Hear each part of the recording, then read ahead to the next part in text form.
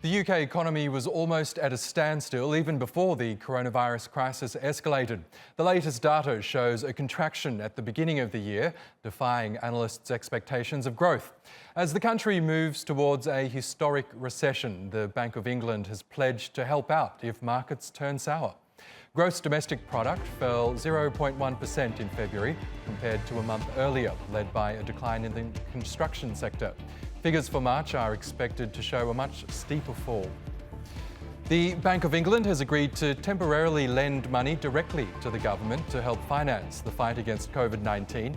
Any amount borrowed would have to be repaid by the end of this year.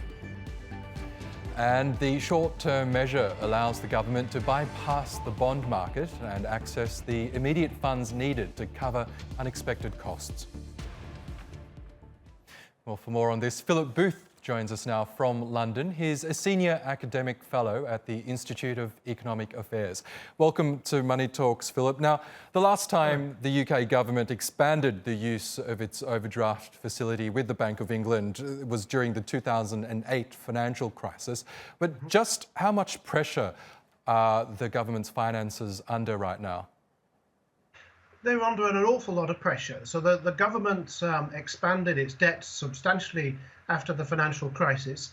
And despite what people often call austerity, debt really remains pretty much at its peak level of over 80% of national income.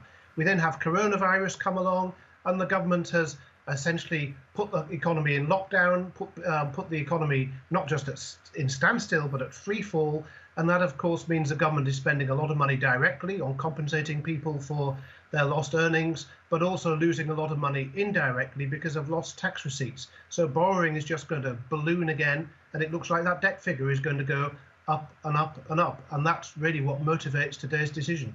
Yes, now, back in 2008, the UK government drew on around $25 billion from the Bank of England's so-called Ways and Means facility. How much money do you think the government will need to borrow in this fashion this time round?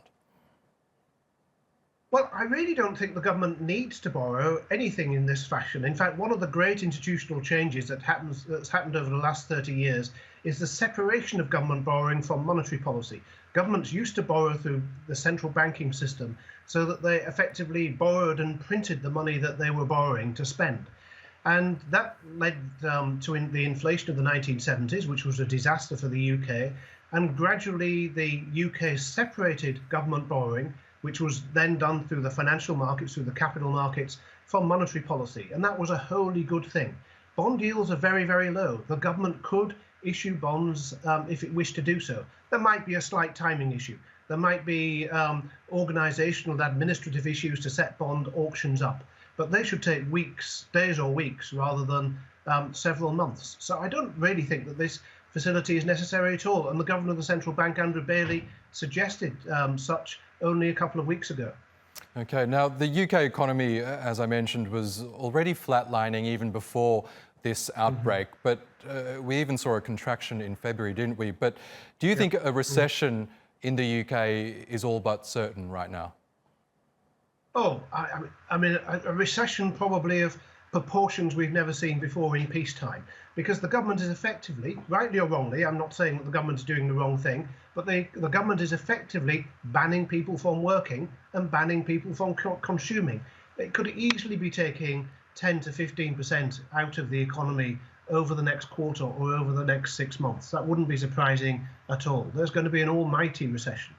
Now, we understand that Dominic Raab is holding a so-called Cobra meeting of the UK Cabinet as we go to where to discuss extending these lockdown measures. I think a lot of people expect them to be extended at least until the end of the month. But when this crisis is over, do you think the UK economy will recover?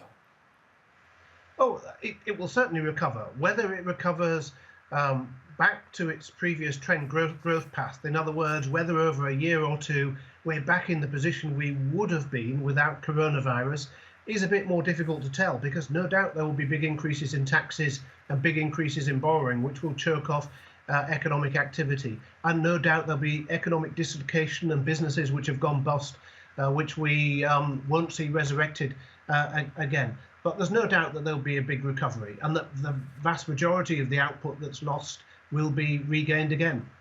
OK, Philip Booth from the Institute of Economic Affairs, thanks so much again for joining us here on Money Talks.